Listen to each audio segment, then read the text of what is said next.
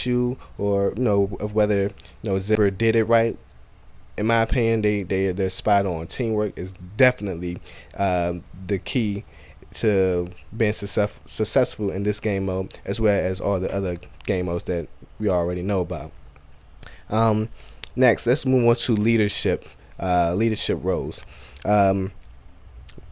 This game mode does allow for squad leaders and platoon leaders. Unfortunately, there's no officer in charge leader role, but you really don't. I guess you really don't need one in this game mode. It would be nice to have an OIC in the game mode, but it's not necessary. It works well with just the squad leader and the platoon leader.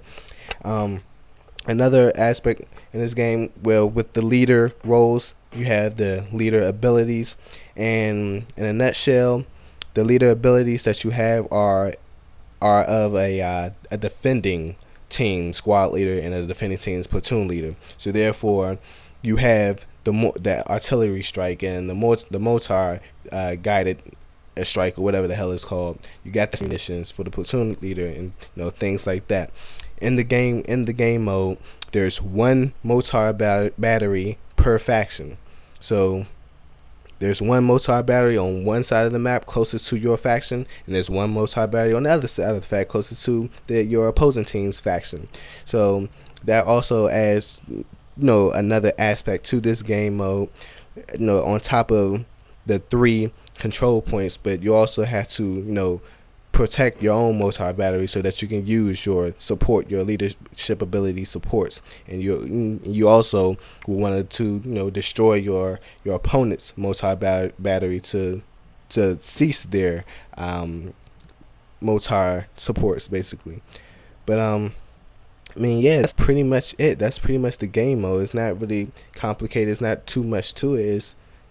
It's straightforward. In this video, I was pretty much kind of lost in the video because it's my first time playing it. So, new map. You have it's a new map. You gotta find out where the hot spots are. You gotta find out where the good sniping spots are. You gotta find out, the route that most people are gonna travel, so you can set up your defenses, or know how to attack a certain area.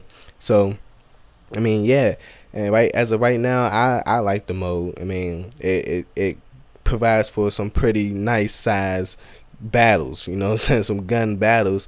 You and your squad and maybe 1 or 2 other squads ride up to a control point that's already been captured by the enemy, and they got their defenses up in that structure, and you guys riding up in your APCs, busting guns and hopping out rockets and grenades. It really leads to some pretty nice battles. So I really like the feel of the new game mode. So that's it for as far as the game mode. Moving on to the other parts of the DLC. Just like in the past DLC, they've done another how would I describe it? Another class upgrade. So, for example, in 2 of the past DLCs, they started off with the medium armor grade class. They upgraded that so that you can so that your character can take more damage but still move at the same speed. And of course, they did that with the light armor. Allow for your character to take 1 or 2 more bullets while still moving at the same speed. So in this game mode, they've done that for the heavy armor. They've added more armor to the heavy armor so that you like a freaking tank, but you still move at the same speed, which is slow anyway for heavy armor.